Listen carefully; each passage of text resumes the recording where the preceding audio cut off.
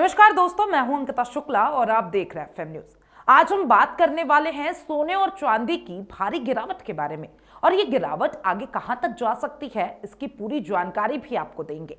Video को आखिरी तक जरूर देखें, क्योंकि आगे आपको बताने वाली हूं कि इस हफ्ते गोल्ड और सिल्वर में खरीदारी करना चाहिए या फिर नहीं, और क्या इंटरनेशनल मार्केट के बदलाव से भारतीय मार्केट पर बड़ा असर पड़ने वाला है। दोस्तों, त्योहारी सीजन शुरू हो चुका है, लोग खरीदारी कर रहे हैं और बहुत से लोग ये सोचकर इंतजार भी कर रहे थे कि अगर सोने के दाम थोड़े नीचे आ जाए तो वे अच्छे दाम पर खरीदारी कर सकेंगे। लेकिन सवाल यह है कि क्या सोना और चांदी अभी भी और सस्ता होगा? क्या ये गिरावट अभी जारी रहने वाली है? इस सवाल का जवाब समझने के लिए हमें इंटरनेशनल मार्केट को देखना होगा।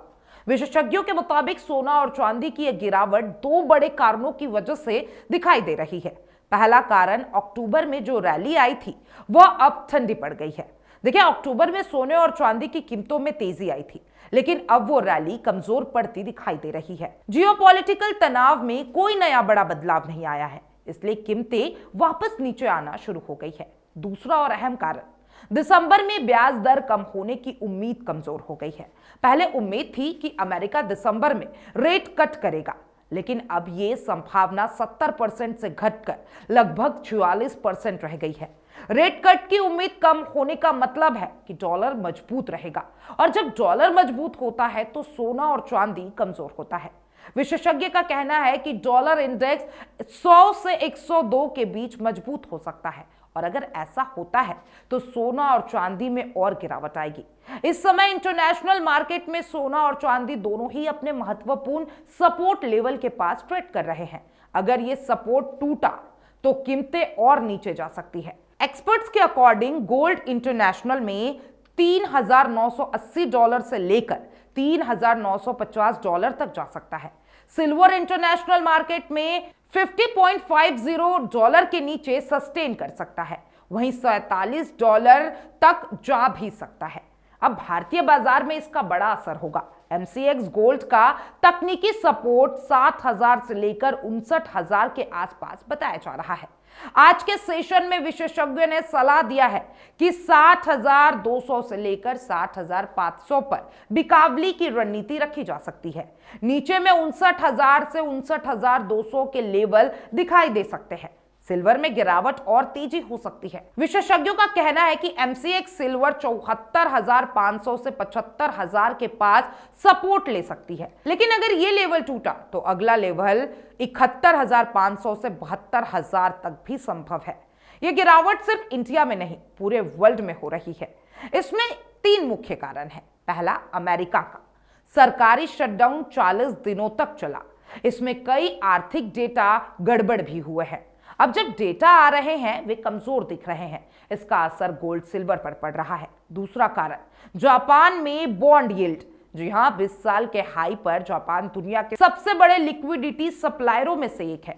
इसके बॉन्ड यील्ड बढ़ने से ग्लोबल मार्केट में इक्विटी, क्रिप्टो और कमोडिटी मेटल, इन सब जगह सेलिंग शुरू हो गई है। तीसरा कारण है, डॉलर फीडिंग स्ट्रेस अभी भी जारी है। शटडाउन खत्म होने के बाद भी डॉलर की कमी दिखाई दे रही है।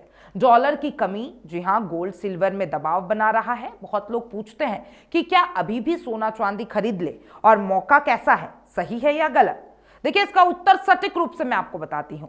शॉर्ट टर्म में अगर इन्वेस्ट करना चाहते हैं तो अभी खरीदारी करना रिस्की हो सकता है। बाजार में सेलिंग प्रेशर बहुत ज्यादा है। दूसरा, मीडियम टर्म। जी हां, विशेषज्ञों का कहना है कि गोल्ड 60,000 के पास अच्छा खरीदारी का मौका देता है। सिल्वर 72,000 से 74,000 में भी अच्छी एंट्री हो सकती है।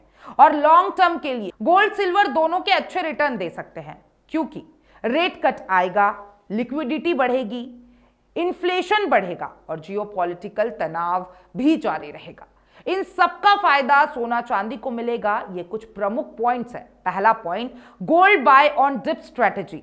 अगर $3,980 से $3,950 का सपोर्ट बनना रहता है तो गोल्ड में अच्छा उछाल देखने को मिल सकता है।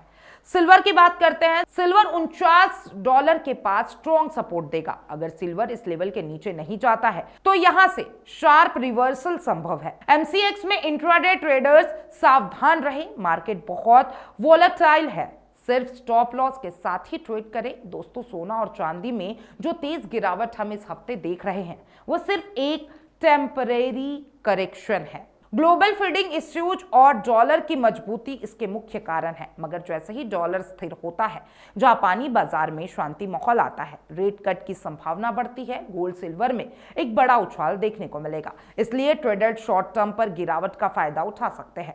निवेशक अच्छी कीमत पर धीरे धीरे खरीदारी शुरू कर सकते हैं। इसके साथ ही साथ पूरी सावधानी और रिस्क मैनेजमेंट के साथ ही ट्रेड करें।